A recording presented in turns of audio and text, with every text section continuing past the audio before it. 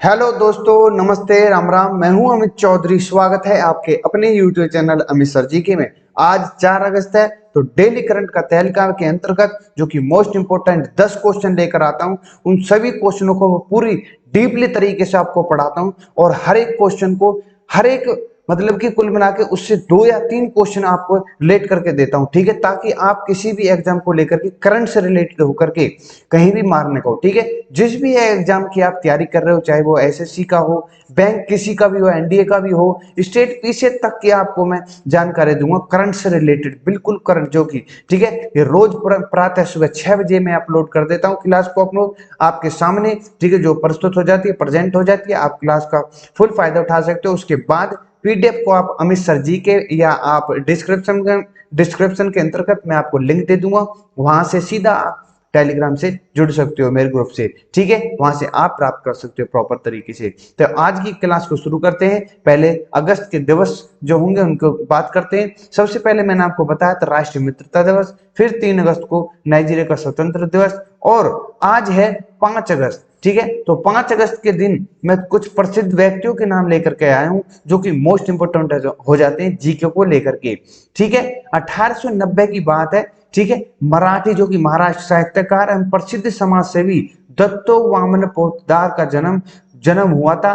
कब? 5 अगस्त 1890 के अंतर्गत। ये व्यक्ति आपके सामने है, ये हैं पोतदार जी, ठीक है। दत्तो वामन पोतदार ये मराठी कवि रहे, मोस्ट इंपोर्टेंट है, और कवि सॉरी साहित्यकार रहे और प्रसिद्ध समाज सेवी रहे, ठीक है। नेक्स्ट है जो कि मोस्ट इंपोर्टेंट क्वेश्चन है, 1890 चांद पर कदम रखने वाला दुनिया का पहले अंतरिक्ष यात्री नील आर्मस्ट्रांग, इनका जन्म आज के दिन हुआ था, ठीक है, 1890 में हुआ था। नेक्स्ट है 1915 में जन्मे 5 अगस्त के दिन प्रसिद्ध कवि शिवमंगल सिंह सुमन का जन्म आपके सामने दिख रहे हैं हंसते खेलते, ठीक है। 5 अगस्त 1915 को इनका जन्म हुआ था। ये उन्नाव जिले उत्तर प्रदेश के अंतर्गत है, ठीक है। और 1947 में हिंदी प्रसिद्ध कवि वीरेन डंगवाल जी का हुआ था 5 अगस्त को, ठीक है। तो आशा करता हूं आपका ये प्रसिद्ध व्यक्तियों के बारे में आज की खास जो बात थी आपको समझ में आई होगी, ठीक है। इनके नाम प्रॉपर तरीके से याद कर लेना, क्या क्या कौन चीज में समाज अपना भाग या हिस्सा रहे हैं पूरी लाइफ के अंतर्गत, ठीक है। तो आज शुरू करते हैं आज का फर्स्ट क्वेश्चन जो कि मोस्ट इंपोर्टेंट होने वाला है,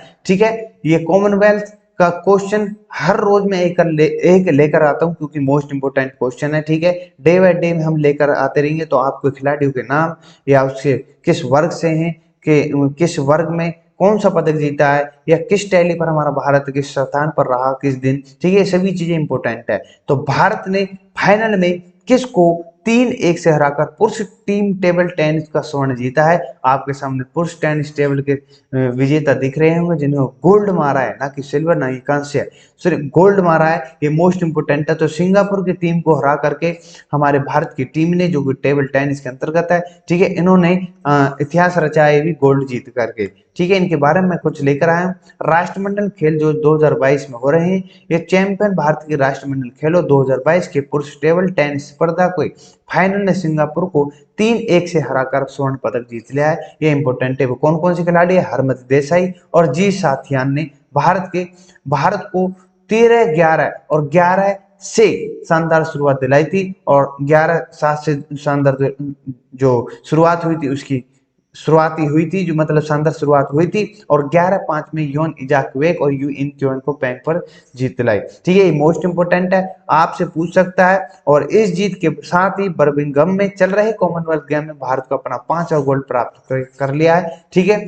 और थोड़ा सा और मैं बता दूं इनके बारे में, इससे हटके जो थोड़ा सा रिलेट करके, ओलंपिक जो गेम हुए थे लास्ट टोक्यो, वो 2021 में कहां पर? जापान में हुए थे। टोक्यो जो कि जापान के अंतर्गत शहर है। ओलंपिक जो 2024 में होने वाले हैं पेरिस के अंतर्गत होंगे, वो भी फ्रांस के अंतर्गत, ठीक है। नेक्स्ट है ओलंपिक 2028 में लॉस एंजिल्स जो कि संयुक्त राज्य अमेरिका के अंतर्गत है। 2028, 2032 में ब्रिस्बेन जो कि ऑस्ट्रेलिया में है। अगले सभी 4 इवेंट मैंने आपको बता दिए, 3 इवेंट, ठीक है, ओलंपिक गेम के। मोस्ट इंपोर्टेंट है। जिस भाई को आपको इंग्लिश में लेनी है तो इंग्लिश में पीडीएफ में आपको सामने रख रहा हूं, ठीक है। नेक्स्ट क्वेश्चन है, इससे क्वेश्चन आएगा, ठीक है, क्योंकि काफी खबरों में है इसलिए लेकर मैं आया हूं इसको, ठीक है। इस क्वेश्चन को, किसने अफगानिस्तान के काबुल में ड्रोन हमले में अलकायदा नेता अयमान अल जाहिरा को मार दिया है। इस पर मैं एक वीडियो बनाना चाहता हूँ, पर लेकिन इसके बारे में ऑलरेडी बन चुकी है। ठीक है, तो इनको मार गिराया, ये वो है जो 9/11 अमेरिका में जो इन्होंने आतंकी हमला किया था, उनमें से एक है ये। ठीक है, बिन लादेन के साथ। ठीक है, वही है अल जवाहिरी। ठीक है, तो अमेरिकी खुफिया एजेंसियों ने उनके द्वारा ड्रोन के माध्यम से इसको मार गिराया गया है। ठीक है, कहां पर? अफगानिस्तान के एक स्थान पर। ठीक है, अमेरिका ने अफगानिस्तान में ड्रोन हमले में अलकायदा के नेता अयमान अल जवाहिरी को मार गिराया है। राष्ट्रपति खुद बाइडेन ने ये पुष्टि की है। ठीक है मेरे भाइयों, या साइड में जो बैठा है ये कौन है? लादेन है। और इस साइड में बैठे ये जो कल मरा है। ठीक है मेरे भाइयों, ये कल या परसों जो भी है। ठीक है, इसने इन दोनों ने मिलकर 9/11 पर हमला किया था। कहां पर? अमेरिका के अंतर्गत। ठीक है, तो पहले इसको मार दिया था, समुद्र में गाड़ दिया या कुछ भी है। ठीक है, और फिर अब इसको कल मार दिया गया है। नेक्स्ट क्वेश्चन है आज का second question, third question sorry. किस राज्य के मुख्यमंत्री ने हाल ही में मुख्यमंत्री लॉकडाउन लिरिक्स नामक पुस्तक का विमोचन किया है? आपके सामने, इनको सब जानते होंगे। उड़ीसा के सीएम है, चीफ मिनिस्टर रहे हैं, है इस समय वर्तमान में, प्रेजेंट में। ठीक है, तो नवीन पटनायक ने खुद ने लॉकडाउन लिरिक्स नामक पुस्तक विमोचन किया है। इनके बारे में थोड़ा मैंने लिखा भी है। उड़ीसा के मुख्यमंत्री नवीन पटनायक ने संयुक्ता दास द्वारा लिखित, ये एक कवि हैं जिन्होंने लिखी है, संयुक्ता दास जी। ठीक है, कविताओं के संग्रह लॉकडाउन लिरिक्स नामक पुस्तक का विमोचन किया है। ठीक है, ये मोस्ट इंपोर्टेंट है। ये महामारी जब चल रही थी उस समय ये पुस्तक की पुष्टि की थी, मतलब उस समय लिख रहे होंगे संयुक्ता दास जी। ठीक है, और जो आपके सामने नवीन पटनायक जी, इनके द्वारा विमोचन किया गया है इस पुस्तक का। आपसे पूछ सकता है किसने पुस्तक का विमोचन किया, कौन इसकी राइटर है। ठीक है, मोस्ट इंपोर्टेंट है हर चीज। नेक्स्ट क्वेश्चन है, ऑनलाइन सरकारी ई टैक्सी सेवा शुरू करने वाला पहला राज्य कौन सा बन गया है? असम, केरल, कानपुर, उत्तर प्रदेश। तो आपके सामने केरल है, ये मोस्ट इंपोर्टेंट है। टैक्सी, जो कि ई टैक्सी सेवा शुरू करने जा रहा है ऑनलाइन, वो भी। ठीक है, सरकारी तरफ से, तो केरल है, केरला है। केरल की राजधानी तिरुवनंतपुरम है। ठीक है, केरल के श्रम मंत्री का कहना है कि 500 ऑटो रिक्शा शुरू में ही सेवा में शामिल कर दी जाएंगे। 17 अगस्त से शुरू होने वाली है। ठीक है, मोस्ट इंपोर्टेंट है, आपसे पूछ सकता है ई टैक्सी सेवा, वो भी ऑनलाइन, कौन सा राज्य कर रहा है? ठीक है, श्रम और सामान्य शिक्षा मंत्री वी शिवनकट्टी के अनुसार यह शुरू में तिरुवनंतपुरम नगर निगम की सीमा के भीतर शुरू होगा, जो कि राजधानी है केरल की। इस चरण में 500 ऑटो रिक्शा शामिल है और पलक्कड़ में भारतीय टेलीफोन उद्योग जो ITI इकाई सेवा के लिए तकनीकी सहायता प्रदान करेगा, जिसकी निगरानी मोटर वर्कर्स वेलफेयर फंड द्वारा की जाएगी। ये सभी चीजें मोस्ट इंपोर्टेंट है। आप एक मतलब टॉपिक वाइज में पढ़ोगे तो दिमाग में फीड हो जाएगा क्वेश्चन प्रॉपर तरीके से। ठीक है, इंग्लिश में मैंने आपके सामने दे दी है। ठीक है मेरे भाइयों, नेक्स्ट चलते हैं क्वेश्चन पर। किस गायिका का 81 वर्ष की आयु में निधन हो गया है? अभी फिलहाल ही जो निर्मला मिश्रा जी हैं, प्रतिभा राय हैं, मीना हेमचंद्र है, गीतिका। तो आपको फोटो से ही पता चल रहा है निर्मला मिश्रा जी का निधन हो गया है 81 वर्ष की आयु में। ठीक है, आइए इनके बारे में जानते हैं। ये वेस्ट बंगाली हैं। ठीक है, और 81 वर्ष में इनका निधन हो गया है। बंगाली गायिका निर्मला मिश्रा का कोलकाता में उनके आवास पर दिल को दौरा पड़ने में निधन हो गई है। ठीक है, हो गया। इन्हें कई अवार्ड मिले हैं। बंगाली के अलावा उड़िया, असमिया फिल्मों में कई गाने गाए हैं इन्होंने। उन्हें पश्चिम बंगाल सरकार द्वारा संगीत सम्मान, संगीत महासम्मान और भंग विभूषण पुरस्कारों से सम्मानित किया गया है। किनको? ये गायिका जो निर्मला मिश्रा जी हैं। ठीक है, जिनके अभी देहांत हो गया है, निधन हो गया है 81 वर्ष की आयु के अंतर्गत। उन्हें ओडिया संगीत में भी उनके जीवन भर के योगदान के लिए संगीत सुधारकर बालकृष्ण दास पुरस्कार किया गया है। ये क्वेश्चन उठ सकता है यहाँ से। ठीक है, मोस्ट इंपोर्टेंट है, और इंग्लिश वालों के लिए मैंने प्रॉपर तरीके से कर रखे। नेक्स्ट क्वेश्चन है, किसने अपना पहला UEFA वोमेन यूरोप 2022 टाइटल जीता है? ये हर 4 साल बाद ये मतलब कि जो खिताब है, मतलब कि ये जो टूर्नामेंट है, ये चलता है हर चार साल बाद। ठीक है, ये इंग्लैंड की टीम ने पहली बार जीता है। ठीक है, UEFA के मतलब है कि union of European football association. Full form आपसे पूछ सकता है, FA की। ठीक है, तो मैंने प्रॉपर तरीके से आपको बता दिया है, इंग्लैंड ने जीती है, पहली बार ये जीत हासिल करी है इन्होंने। अतिरिक्त समय इसकी मेजबानी जो थी, टीम सामने वाली जो टीम थी वो जर्मनी की थी। ठीक है, आपको समझा, आपको प्रॉपर तरीके से मैंने लिख भी रखा है। जर्मनी के लिए लीना मंगल 79 मिनट में, ये तो गोल की बात है। ठीक है, जो यूएफए जो अवार्ड है, मतलब चैंपियनशिप थी, यह महिला संघ फुटबॉल में मुख्य प्रतियोगिता है जो हर 4 साल बाद होती है। ठीक है, इसकी स्थापना 1982 में हुई थी। पहला टूर्नामेंट जो कि स्वीडन में हुआ था, ये क्वेश्चन याद कर लेना, पहला टूर्नामेंट कहां पर हुआ था? स्वीडन में हुआ था। ठीक है, और सॉरी, स्वीडन ने जीता था, और अब जो फिलहाल जीता है प्रेजेंट में, ये किसने जीता है? इंग्लैंड ने। ठीक है मेरे भाइयों, नेक्स्ट क्वेश्चन आपके सामने है, मोस्ट इंपोर्टेंट क्वेश्चन है, इस पर निशान लगा लेना आप। वन्य जीवन संशोधन विधेयक 2021 किस सभा में विचार और पारित करने के लिए पेश किया गया है, या किस सभा में? संसद की में। तो राज्यसभा, लोकसभा, विधानसभा या डी, इनमें से कोई नहीं। तो ये दोनों तो खत्म हो जाती है, तो राज्यसभा लोकसभा बचती है। तो सबसे पहले लोकसभा में होता है जो भी होता है, तो Lok Sabha is the right answer हो जाता है यहाँ पर, वन्य जीवन संरक्षण संशोधन विधेयक। ठीक है, ये है क्या चीज के बारे में बता दूं, जो 1972 का अधिनियम, उसमें ही कुछ पारित किए गए हैं, चेंजिंग किए गए हैं। ठीक है, जो विलुप्त हो रहे हैं जातियां, प्रजातियां हैं, जानवर है, पशु हैं, ठीक है, उनके लेकर के ध्यान देने के लिए इनमें कुछ विधेयक में संशोधन किए गए हैं। ठीक है, उनको कवर किया गया कुल मिलाकर। ठीक है, और जितनी भी प्रजातियां कुल मिलाकर, ये सेफ्टी के लिए संशोधन किया गया है इसके अंतर्गत। ठीक है मेरे भाइयों, इसमें बताया गया है कि अगर किसी ने उल्लंघन किया, 1 लाख तक का जुर्माना लगेगा। संरक्षित जानवरों के लिए कम से कम 25,000 रुपए का जुर्माना प्रावधान है।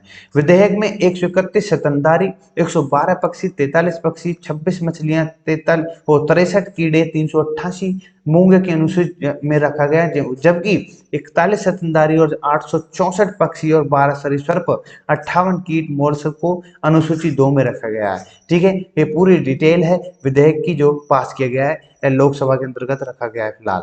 ठीक है, और नेक्स्ट क्वेश्चन आपके सामने है, किस अनुसंधान के द्वारा 7 अगस्त को अपना नया लघु उपग्रह प्रक्षेपण यान SSLV, ये इंपोर्टेंट है, लॉन्च करेगा? तो आपके सामने ISRO is the right answer हो जाता है, इसरो। ठीक है मेरे भाइयों, ये इंपोर्टेंट है। इसरो का केंद्र कहां पर है, इसरो के अध्यक्ष कौन है इस समय, और इसकी स्थापना कब हुई थी, ये सभी चीजें मैं कई बार रिपीट कर चुका हूं। अगर आपको पता है तो मुझे इन कमेंट मुझे बताना। ठीक है, थोड़ा इनके बारे में जान लेते हैं। भारतीय अंतरिक्ष अनुसंधान संगठन 7 अगस्त को सतीश धवन अंतरिक्ष केंद्र से SSLV-D, ठीक है, जो कि 1 EOS-02 मिशन लॉन्च करेगा। ये इंपॉर्टेंट है। ये जो एनडीए वाले बच्चे हैं, एयरफोर्स से रिलेटेड जो हैं, वहां यहाँ से क्वेश्चन उठ सकता है उनके लिए। ठीक है, ये नए लघु उपग्रह प्रक्षेपण यान है के लिए पहली उड़ान होगी, और पहली उड़ान में ही SSLV भारत के पृथ्वी अवलोकन उपग्रह की EOS-2 को ले जाएगा। ये अपने साथ किसको ले जा रहा है? EOS-2। ठीक है, ये मोस्ट इंपोर्टेंट है, यहाँ से क्वेश्चन उठ सकता है। ठीक है, ये सभी चीजें इंपोर्टेंट है, कुल मिलाकर जो भी मैंने आपके सामने प्रस्तुत किया, प्रेजेंट कर रहा हूँ। SSLV आदिशेख को भी ले जाएगा, जो कि स्पेस किड्स इंडिया द्वारा संबंधित 750 ग्रामीण छात्रों द्वारा विकसित एक उपग्रह है, और SSLV पर वर्तमान PSLV लागत पर लगभग 1/4 खर्च होगा, और इसे 7 दिनों के भीतर 6 लोगों के टीम द्वारा असेंबली द्वारा किया जा सकता है। ठीक है, ये मोस्ट इंपोर्टेंट है। कब लॉन्च हो रहा है? 7 अगस्त को इसरो द्वारा लॉन्च किया जा रहा है। ठीक है, और SSLV-D के अनुसार EOS-02 मिशन के लॉन्च करेगा। ये मोस्ट इंपोर्टेंट है। सभी चीजें मैंने आपके सामने रख दी हैं, बता भी दी हैं। ठीक है, और नेक्स्ट क्वेश्चन पर चलते हैं सीधा। ये भी मोस्ट इंपोर्टेंट क्वेश्चन है, भारत किस देश में पिच ब्लैक बहुपक्षीय अभ्यास में भाग लेगा? ये आपको बतानी है। ये केन्या के साथ ले रहा है, ऑस्ट्रेलिया, पुर्तगाल या भारत? ये मोस्ट इंपोर्टेंट अभ्यास है, वो भी बहुपक्षीय अभ्यास है। ये ऑस्ट्रेलिया के अंदर हो रहा है, और इसमें कुल मिलाकर 17 देश भाग ले रहे हैं, जो कि मैंने आपके आगे लिख रहे हैं।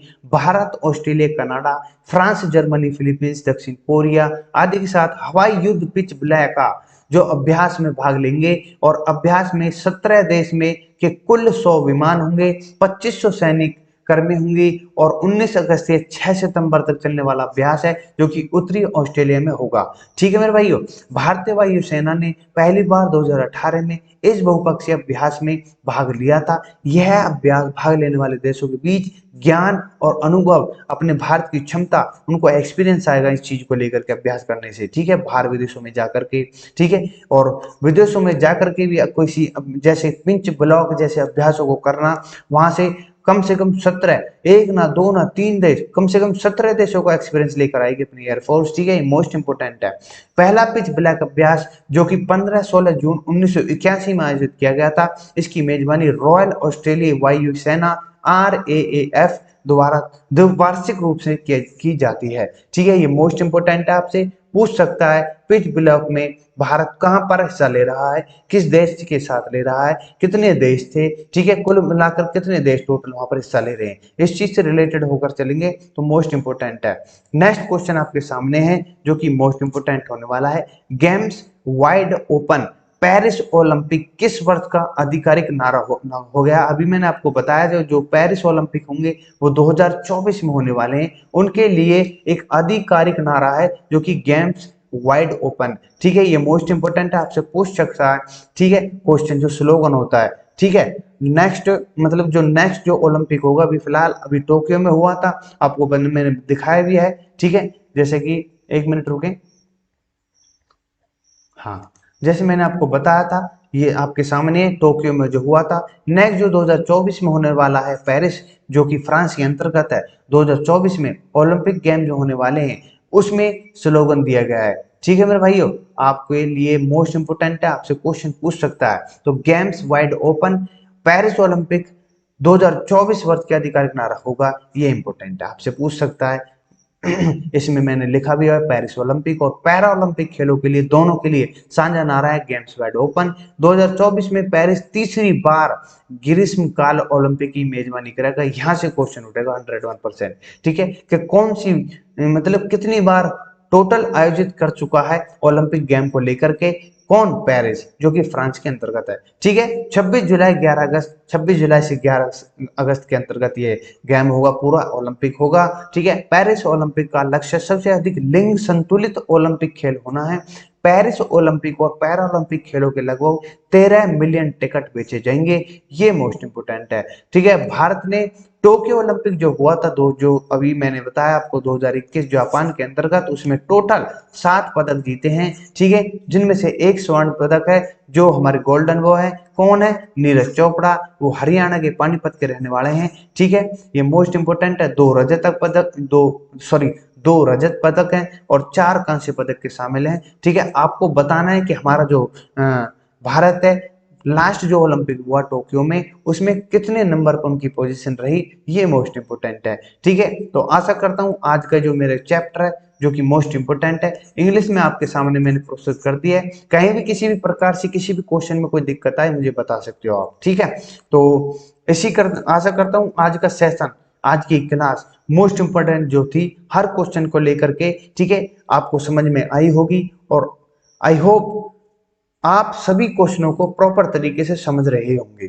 जिस तरीके से मैं पढ़ा रहा हूं बिल्कुल स्लो चल रहे हैं। 10 क्वेश्चन का मतलब है 10 से रिलेटेड और भी क्वेश्चन उसमें ऐड कर देना। कम से कम 15 से 20 क्वेश्चन के बीच में आपको प्रॉपर तरीके से उससे रिलेटेड क्वेश्चन बता देता हूं, ताकि आपकी करंट से रिलेटेड जीके मजबूत हो सके। ठीक है, तो आशा करता हूं सभी भाइयों को मेरी क्लास आपको अच्छी लगी होगी। इसी के साथ अपने भाइयों से विदा लूंगा। नमस्ते, राम राम, जय हिंद, जय भारत। चैनल को लाइक शेयर सब्सक्राइब कर देना अगर आपको मेरा सेशन अच्छा लगा, क्लास अच्छी लगी हो तो। ठीक है, नमस्ते, राम राम।